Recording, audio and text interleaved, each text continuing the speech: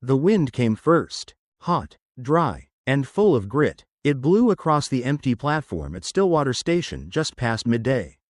No one waited there, no children clutched flowers, no lovers craned their necks. It wasn't that kind of place. Stillwater wasn't where people arrived. It was where they disappeared. The train came second, loud and heavy, dragging metal across metal like it hated the land it crossed. It screeched and hissed, blowing dust into the sky. The station master didn't even look up from his book. Trains passed through, but they never stayed. That was the way of things. Then came the girl. She stumbled off the last car like a ghost set loose from something holy, or something hellbound. A figure in white, stained with the road, veil torn, boots caked in mud, no coat on her back though the wind bit like a wolf. Her hands were empty, save for a single piece of crumpled paper. No luggage, no escort, no direction, just the look in her eyes. Not fear, not quite. It was older than fear. It was the kind of panic that lived deep in the bones, a silent scream that came from being hunted, owned, and named by someone who never had the right. That kind of panic makes a person quiet, makes them forget their name, makes them bleed on the inside. She took 2 steps onto the wooden platform, then collapsed like a snapped branch in a dry wind. Most folks didn't move. One woman gasped, pulled her shawl tighter. The station master frowned, muttered something about troublesome girls. But only one man stepped forward. A tall one, broad at the shoulder, silent at the mouth. Elijah Rohr, rancher, widowed by time, not by love. A man of quiet mornings, of fences and firewood. He hadn't come for anything but a shipment of saddles delayed by snow. But something in her falling pulled him forward. He reached her in 3 long strides, dropped to his knees beside her. Her skin was pale beneath the dirt and bruises. Her lips blue, her breathing thin. "Miss?" he asked, voice soft like the first snow. His hand hovered over her shoulder. He didn't grab, didn't take, just waited. Her eyelids fluttered, her lips moved, cracked and dry. The words were barely breath. "Don't let them find me," she whispered. "Please." Then she passed out, not dead, not gone, but close to the place where breath forgets to come back. Elijah didn't ask anything. He didn't speak again. He just lifted her, carefully, as if she might come apart, and carried her down the steps, past the 2 staring passengers and the old man with the broom. She weighed nothing, like someone who hadn't been fed in days, or hadn't wanted to eat in longer. "I'll take her," Elijah said to the station master. "That's your business." The man grunted, already turning inside. Elijah didn't answer. He laid her across the wool blankets in the back of his wagon, tied down the tarp to keep the wind off her skin. He didn't ask where she came from or why she wore white like a woman halfway to being buried or married. He didn't ask whose name she carried, or why she dropped it somewhere on the tracks. He just drove. The land opened around them. Dry plains that stretched forever. Hills that rolled like old stories. And somewhere between the fading light and the quiet crack of wagon wheels, Elijah looked down and found the paper she had clutched in her fist. A train ticket, one way, destination, Stillwater, paid in full, but the name printed on it wasn't hers. He knew that the way a man knows when the wind shifts wrong. On the back, in a hurried scrawl, were 4 words: "He's not who you think."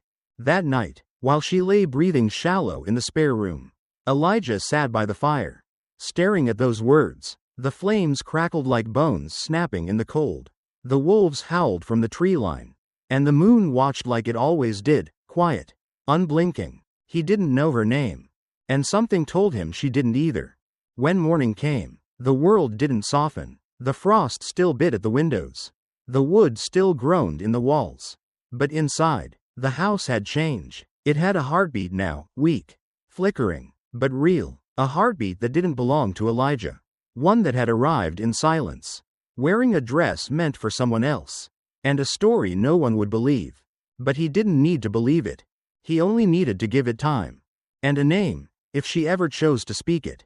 Until then, the girl who fell off the train was no one. But she was no longer alone.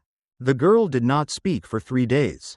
Elijah didn't mind. He was a man used to silence, not the kind that stings or withholds, but the kind that heals. The kind that wraps itself around pain like a blanket.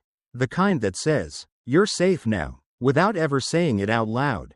She stayed in the back room, beneath his mother's old quilt that smelled of cedar and ash. Her sleep was uneven, broken by tremors and dreams she never named. Elijah heard her sometimes in the night, the shift of sheets. The small sound a wounded animal makes when it's not sure the forest is quiet enough to breathe. He made no comment, just rose with the sun, lit the stove, kneaded the bread, split the logs. He lived like he always had, as if she'd always been there.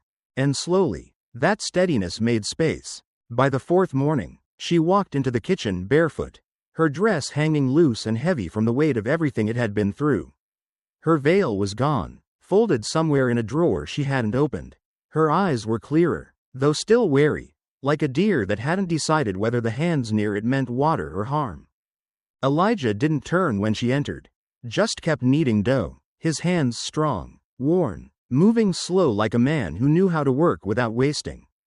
"You should have slept more," he said, not as scold, not as question. "I didn't come here to sleep," she replied, voice soft, dry. "You didn't come here at all," he said, turning finally to glance at her. "You fell." The words hung in the air. She looked at him then, really looked. Most men would have pressed by now. Demanded answers. Demanded names. Demanded the story behind the bruises on her wrists and the way her voice cracked like dry bark. But not Elijah. "You didn't ask my name," she said. "Didn't seem like you wanted to give it." "I don't," she said, "because it's not mine." "Not really." He nodded, like a man who'd heard truth before and didn't feel the need to brand it. Without another word, he turned and poured tea into a clay mug, pushed it gently across the counter. "Then don't tell it," he said. "Start over." The cup was warm in her hands. She didn't drink right away. Just let it sit there, warming her palms like a fire too kind to question why her fingers were shaking. The silence returned, but this time, it felt like something shared. "I need to leave by morning," she said eventually, eyes fixed on the mug. "They'll come for me." "Then you have tonight," Elijah replied, "to rest, or to decide what kind of woman you'll be when they do." That made her blink. No man had ever spoken to her like that, like her next step was hers to choose. Like her name wasn't a collar. Like her body wasn't a debt. "You speak like someone who's run before," she said. He didn't answer, just handed her a slice of bread with a smear of butter. Then returned to the stove. That night, she sat by the hearth as he read from a cattle ledger. The fire crackling low and steady. Her hands didn't tremble as much. Her eyes stayed open longer. "You haven't asked me why I ran," she said quietly. "I figured if you needed to tell it, you would." "I took someone's name," she confessed. "Clara Morton. It isn't mine." She was supposed to marry a man out in Denton Valley.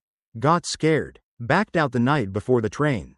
I took her dress, her ticket, her chance. Elijah looked at her, brow furrowed, not in judgment. Just thought. "Why?" She looked at the flames. "Not at him. Because I thought the name would protect me. I thought it would buy me something safer. But the man wasn't what the letters said." His hands stopped turning pages. Still, he didn't speak. "He pulled me from the train like he'd bought me. Called me Clara like it was carved in me. When I told him the truth, that I wasn't her, he just laughed. Told me I was now. Said it didn't matter what I used to be." She swallowed, eyes glassy. "That night, I climbed out the window and ran. Through snow, no shoes. Took the wrong train back. Landed here." Elijah leaned back in his chair, arms crossed, face unreadable. The fire lit half of it, the rest in shadow. "You're not her then," he said simply. She shook her head. "No." "Well," he said, "whoever you are, you're standing in my house. And I ain't asking you to leave." Her breath caught. She didn't cry. She just nodded once, a gesture heavier than it looked. The next morning, when she came into the kitchen again, her sleeves were rolled, her hair tied back. She reached for the dough bowl without asking. Elijah said nothing, just stepped aside, as if to say, "It's your kitchen now, too." And that's how it began. Not with questions, not with confessions or forgiveness, not with papers signed or names exchanged. Just bread, and silence, and the kind of trust that grows like roots, quiet, slow, but deeper than any story told out loud. The wind changed that morning. Not just the kind that moved through the grass or whispered across the fence line, no. This one was heavier. It carried something with it. A scent, a memory, the weight of something that didn't belong. Lena Ray felt it before she saw him. Her fingers paused on the handle of the water bucket. The hair on her arms rose. The dog under the porch let out one low growl, then went quiet. Elijah was out by the barn, fixing a fence post, but he, too, felt the shift. He stood up slow, turned his eyes to the trail that led from the southern ridge, the way most strangers didn't come unless they meant something by it. And there he was, riding down the hill like he owned the path, dust curling around his horse's hooves. Black coat, sharp jaw, rage hiding behind still eyes. Henry Lane, the man she once feared more than death. The man who told her who to be, what to wear, how to speak. The man who gripped her wrist too tight, spoke kindness like it was a leash, and called her Clara with the weight of ownership, not affection. He dismounted slow, deliberate, like a man used to people flinching when he moved. Lena didn't flinch. She stepped out onto the porch, hands steady, breath slow. No wedding veil now, no lies clinging to her name. Just her, standing tall in Elijah's mother's old flannel, the wind tugging at her sleeves like it was testing her strength. "Well," Henry said, voice dry as bone, "ain't you hard to find?" She didn't answer, just stared. "You thought you could run off, play house with some soft-spoken rancher, and nobody would come calling?" Still, she said nothing. Henry took a step closer, boots crunching gravel. "You owe me," he said, eyes narrowing. "You wore the dress, ate my food, slept under my roof. I paid for a bride. And you." "I'm not Clara," she cut in, voice sharp as a blade pulled clean. "You are now," he snapped. "Paper says so. You signed the letter. That makes it legal. I didn't sign away my soul." He moved again, one hand twitching near the pistol at his hip. And that's when Elijah's voice came, calm as thunder in the distance. "If you finish that motion," he said from the gate, axe in hand, "you won't make it back on that horse." Henry turned, eyes narrowing. "This your new man?" Elijah didn't blink. "No one owns her. Not me, not you. But I'll stand here long as she needs someone to block the wind." Henry smirked, but it didn't hold long. "Gonna shoot me over a woman who don't even know who she is?" Elijah took one step forward. "I'll shoot you because you're the kind of man who tries to name a woman like she's a field to fence in."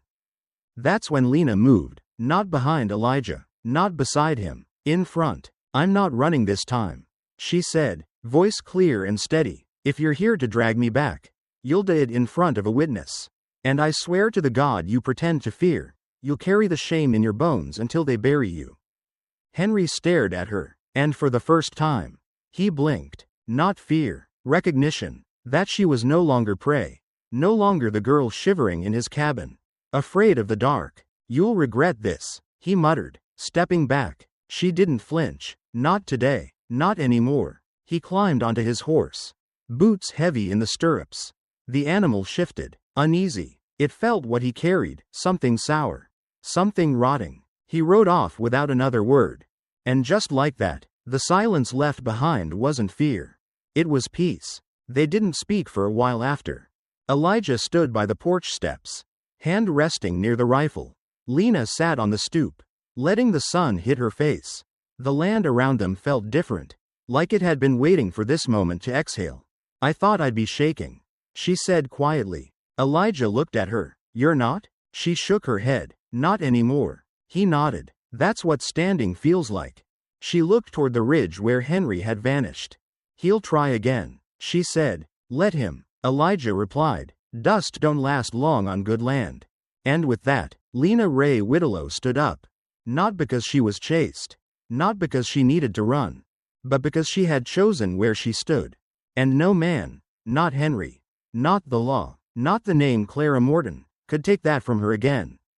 The fire she built was not for warmth. It was for burning. Outside, the night wind swept down from the ridge like a warning. But she didn't flinch. She stood at the edge of the yard, where the dry grass turned to earth, and circled the fire pit with stone, not borrowed, not stolen, but carried one by one from the creek. Her hands were steady, her eyes fixed. Elijah watched from the porch. He didn't offer to help, didn't ask questions. He knew what this was. Some fires weren't meant to be shared. She stacked the kindling with quiet precision: cedar bark, dry pine, broken twigs like brittle bones. Then, wrapped in cloth, she placed the bundle at the center. The dress, the veil, the fake ticket, the note that had once been her compass: "He's not who you think." And beneath it all, the letter she had signed when she became someone else. Now, she struck the flint. Once, twice. The third time, it caught. A spark, a flicker, then flame. The fire rose fast, hungry, crackling with all the names she'd never chosen. Smoke curled into the sky like a spirit being set free. The silk hissed, the ink blackened, the lace curled and shriveled, vanishing into orange light. Elijah stepped down from the porch but stayed a few paces away. "What are you burning?" he asked, voice low. She didn't look at him. "I'm burning who they said I was," she answered, "and everything that made me believe it." He nodded. That was answer enough. The flames leapt higher, as if they, too, had something to say. She watched until the bundle was gone. Nothing left but red coals and ash. Then she knelt and pressed her hand into the dirt, as if to anchor herself there, not as a ghost, not as a runaway, but as something real. When she stood, the wind moved through her hair, wild and free, like it was blessing the moment. "I want to tell you something," she said, turning to Elijah, "and I need you to hear it without trying to fix it." He said nothing, just waited. "I used to think running meant I was weak," she whispered. "That leaving made me less. But it didn't. Sometimes running is the only way you get to live long enough to stand." He took one slow breath. "You're standing now," she nodded, "and I'm not carrying their names anymore." That's when she turned toward the house, her boots dragging just a little in the dirt. Inside, the fire still glowed in the hearth.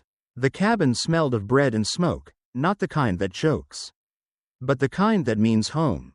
She walked to the table and opened the drawer where Elijah kept his ledger. It was a thick book, worn with weather and years. Cattle records, supply lists, births and losses, truths written in ink because words alone don't hold up to wind and time. She flipped to the first blank page.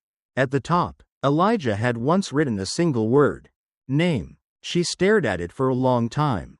Her fingers hovered over the pencil, then curled around it slow, like claiming a weapon, not to fight, but to declare. And then she wrote, Lena Ray Whittelow. Not a name borrowed, not a name branded into her by another man's will, but hers. The first name of her grandmother, the one who taught her to hold a knife steady and never apologize for hunger. The middle name of her mother, the one who sang in the kitchen and never got the ending she deserved.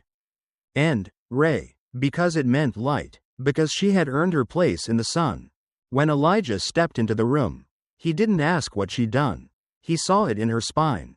The way she stood, not trembling, not leaning, but tall. You sure? He asked, nodding toward the ledger. She met his gaze without hesitation.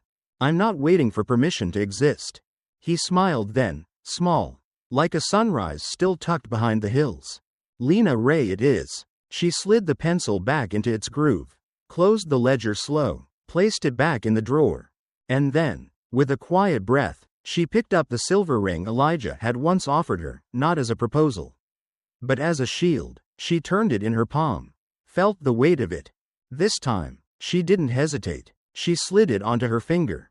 Not because she belonged to anyone, but because she finally belonged to herself.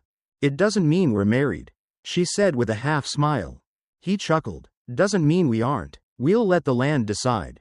That night, they didn't toast or dance or speak vows. They walked the edges of the ranch under a sky full of stars. Side by side, hands brushing, not held, just known. She told him about her father's farm, the one she barely remembered. He told her about the wildflowers his mother planted by the fence line. And when the wind passed, it carried no chains, no footsteps behind them, only silence, only stars, only two names, carved into the dust, and for the first time, both of them hers. The seasons turned. First came the thaw, slow and stubborn, as if the land had forgotten how to soften. Then the rains, washing the last of the ash from the fire she once built in the yard, the fire that had eaten her old name, her old life. and the last thread tying her to who they said she had to be. By the time the earth warmed and the garden bloomed wild with untamed roots and stubborn petals, Lena Ray Whitlow no longer felt like a woman who had arrived by accident. She felt rooted, not owned, not borrowed. Home. The ranch, once quiet as a tomb, now breathed. Elijah fixed the fence rows and re-roofed the chicken coop. A mule named Bramble brayed every morning as if it had something to say about the sunrise. Neighbors, once wary of the woman in white who stumbled off the train, now nodded at her in the market. Some still whispered stories behind closed doors, how she came from nowhere, how she carried no past, but Lena didn't flinch. Let them wonder. She knew her truth. She chose it. And then, one morning, beneath the rustle of cottonwood leaves and the hum of summer flies, a new cry filled the house. It was not the sound of loss, or fear, or silence. It was a beginning. A daughter, swaddled in flannel and wrapped in every prayer Lena had never dared to speak aloud. They named her Hope Ray Whitlow. Not because it sounded pretty, though it did. Not because it was gentle, though it was. But because it was earned. Because it had survived fire and ash and silence. Because it was born of a woman who once had no name, and a man who never asked her to explain. Elijah held the child with the same quiet steadiness he held everything: horses, seeds, her story. He looked at Lena then, something in his eyes soft and fierce all at once.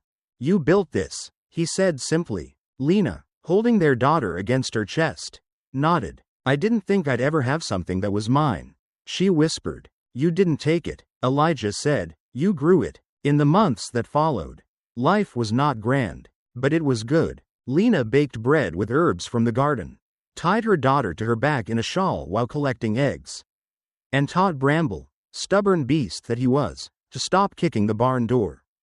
Letters came sometimes, one from Clara Morton, the real Clara, who had survived her own storm and settled in a small town across the valley. Her handwriting was delicate but sure. Each letter ended the same way: "We are both free now." Lena never answered. She didn't need to. The wind carried her reply, in the sound of her daughter's laugh, the squeak of the porch swing, the warm scent of cornbread rising from the oven. Children wandered up the trail from time to time, curious, lost, or just chasing wild stories. "Is it true?" one girl asked once, tugging at Lena's apron. "Were you really the bride who ran away?" Lena smiled, kneeling beside her. "I didn't run," she said. "I arrived." The child didn't understand, but one day, she would. Elijah never told the full story. When folks asked how he came to share his home with a woman wearing a wedding ring but no known husband, he'd just shrug. "She chose it," he'd say. "That's all that matters." And in time, that was enough. No one asked what she had burned in the fire. No one asked whose name she carried before. They just knew her now. Lena Ray Whitlow, a woman of bread and soil and wildflowers. Years passed. Hope grew. All freckles and questions and windblown hair. She ran through the fields like she belonged to the earth itself. She spoke with her mother's fire and her father's quiet. And when the day came that she asked, "Where did I come from?" Lena didn't tremble. She opened the ledger Elijah once kept in the drawer, now worn thin from time and hands. On the last page, beneath her own name, Lena had written, "She was found on the platform in white." But she left her mark in ink. By the time the porch sagged with years and the windows gathered dust no broom could reach, people no longer called her the runaway bride. They called her the woman who chose. The woman who planted seeds in ashes. The one who came from silence, and left behind the sound of a name spoken with pride. And when strangers came riding through Stillwater, looking for stories, the old folks would nod toward the house and say, "You want to hear about Lena Ray Whitlow?" She wasn't lost. She was just waiting for a place that let her be found. And maybe, that was the real story all along. Not the girl who ran, but the woman who stayed.